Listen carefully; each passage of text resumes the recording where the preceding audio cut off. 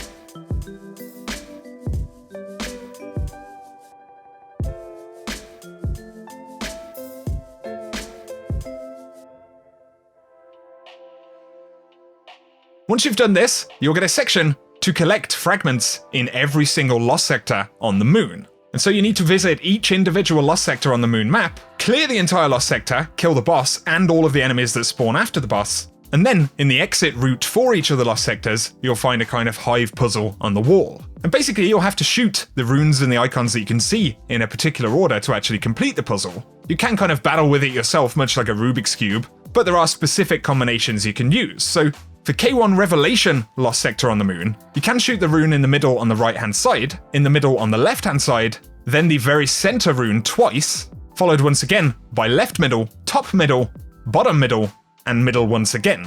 You can see a Reddit thread right here that actually has all of the combinations you require for the different lost sectors. So for Archer's Line, you need top left, middle, and then middle right. For the Anchor of Light, bottom left, bottom right, top middle, and top middle once again. And then for the K1 Crew Quarters, top right, middle left, middle, bottom right, bottom middle, and bottom middle once again. Probably easiest to actually read these straight off of a list right there. And there are different solutions for these, so if any emerge that are better or easier to do, then I will link all of the actual working combinations in the description box below. But essentially, you visit all of these lost sectors, do the puzzle combinations at the end, and you'll finally complete that step once you've done all 4 of them, and then you'll need to complete a section of the dungeon. So you don't actually have to complete the entire dungeon, and it is probably best to watch a full dungeon guide for the first couple of encounters especially. In the first encounter, basically, you have to find 3 rooms out of all of the rooms in the space. One of them is going to have a wizard, one will have an ogre, and one will have a shrieker,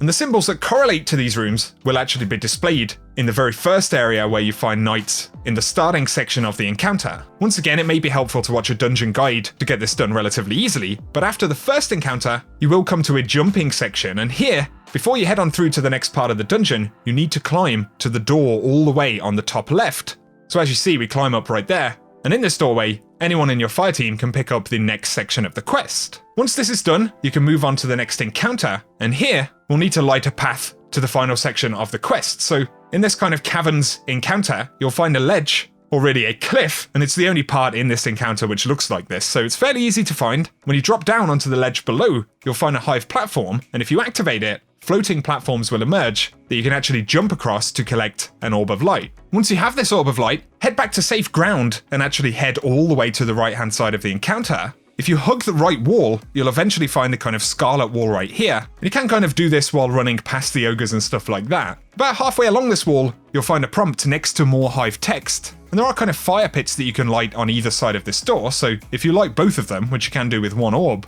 it'll unlock the door and you'll have the final boss encounter to actually get the exotic. So here, certain symbols will correspond to damage types. And this is the actual kind of boss fight mechanics. So we can see in the first room that it does give us a preview so that we can get our head around what these symbols are. But basically, solar is the X style symbol. The divide style symbol is kinetic. The A style symbol is void, and then the kind of downward triangle, or the pizza slice, if you like, correlates to arc damage. Each player in the team will see a buff which corresponds to one of these elements, and it's shown with an icon on the left side of the screen. Now, whichever element you see, you'll need to pick up the orb of light in the middle of the boss room and slam it into the corresponding node in order to be able to damage the boss. On top of this, the element that you have selected, or that's been randomly selected for your character, will allow you to do damage with a matching weapon element. So if I've got the arc buff, then I'll need to pick up the orb in the middle, place it in the node that corresponds to the arc element, and then all of my arc weapons will do DPS to the boss. Of course, you could see any element, so it's definitely worth kind of familiarizing yourself as to what the symbol correlations, but also the different nodes and their locations in the room. And whenever you slam one of these orbs in, you're going to give yourself, I believe, a 20-second damage window to DPS the boss. Main thing right here would be ad control and trying to keep the encounter as safe as you possibly can, although ads will continuously spawn, so while you're actually completing the mechanics, it's definitely good to try and coordinate, drop wells down, farm your supers, and kind of increase that survivability. However, there isn't a timer on it, but there is a wipe mechanic, so if all of the team goes down, you will have to start from the beginning of the boss fight. However, if you can stay alive and slowly chip away at that boss, you essentially have an unlimited amount of time. Once you can take that boss down though, you can go back to Eris, and she's going to give you the Xenophage exotic. So there we go, that's the full kind of quest guide and how it works. I will run some gameplay at the end of the video with some of that final boss encounter, and you can see how confused I am about the corresponding elements. This was our first run through this, and it has definitely been a rather busy evening, but it will give you the general idea. And on top of this, I'll run the location for how you can get to the Enduring Abyss from patrol, so if you need to get to where you can pick the quest up, you'll be able to do that as well. For now though guys, that is everything you need to know about acquiring Xenophage in the game. Once again, the Lost Sector puzzles will be linked in the description, and I'll update them as good solutions actually turn up. I do have to give a big shout out to folks on Raid Secrets, both in the Discord community and on Reddit, and the Destiny player community in general, right? Because these kinds of exotic quests definitely have a collaborative element, so a lot of people have kind of chipped in information and discoveries along the way, and it's definitely worth recognizing that. So there we go guys! Let us know down below if it's a weapon that you've picked up. I hope you've enjoyed the video and found it useful. If you have, a rating is very much appreciated. I'll run those extra bits of gameplay now, but otherwise thank you for tuning in as always, and I will catch you guys very soon.